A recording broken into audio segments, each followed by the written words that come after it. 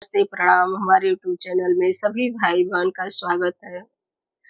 मैं एक तीज व्रत का भजन गीत सुनाने चल रही हूँ। कैसा लगेगा आप लोग कमेंट करके बताइएगा और खूब भर भर के प्यार दीजिए। लाइक कमेंट खूब करिए और सभी लोग मिल के आगे चलिए। हाथवा में ले के गंगा के जलवाया हो, हाथवा में ले के गंगा के जलवा गौरा पूजे चलली अपन बौरहवा, गौरा पूजे चलली अपन सजनवा।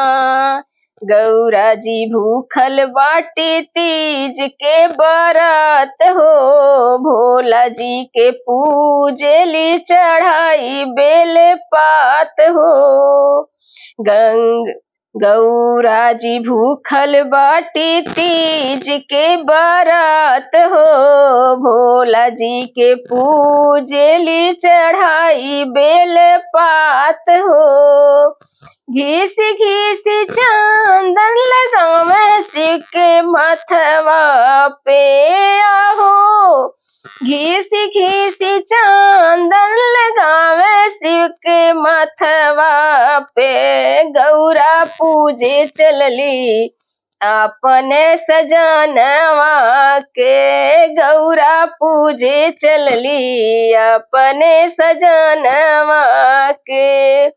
हाथवा में ले के गंगा जलवा के हे जी, हाथवा में ले के गंगा के जलवा गौरा पूजे चलली अपन सजनवा के, गौरा पूजे चलली अपने बौरहवा के, अपने बौरहवा के हो, अपने बौरहवा के गौरा पूजे चलली अपने सजनवा के, गौरा पूजे चलली अपने सजनवा के।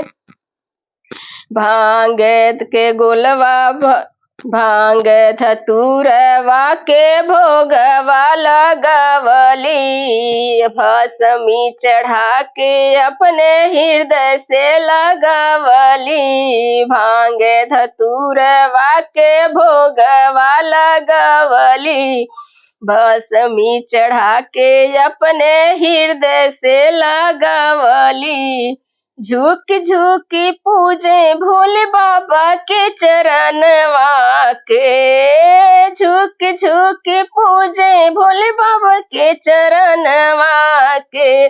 गौरा पूजे चलली अपने सजनवा के, गौरा पूजे चलली अपने सजनवा के।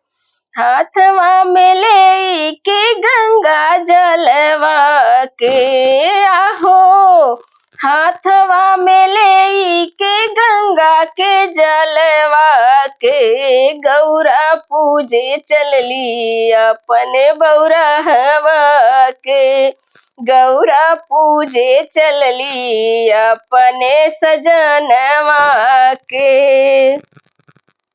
गणपति कार्तिक के मांगेली बुधिया ज्ञानवा हो, गणपति कार्तिक के मांगेली बुधिया ज्ञानवा हो।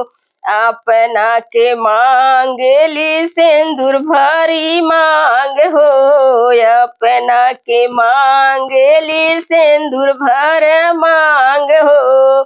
शिव जी पूरन कैले गौरा के सपनवा हो, शिव जी पूरन कैले गौरा के सपनवा, गौरा पूजे चलली अपन सजनवा के, गौरा पूजे चलली अपने सजनवा के। हाथवा में ले के गंगा के पनिया हो, हाथवा में ले के गंगा के जलवा गौरा पूजे चलली अपन सजनवा गौरा पूजे चलली अपन बौरहवा।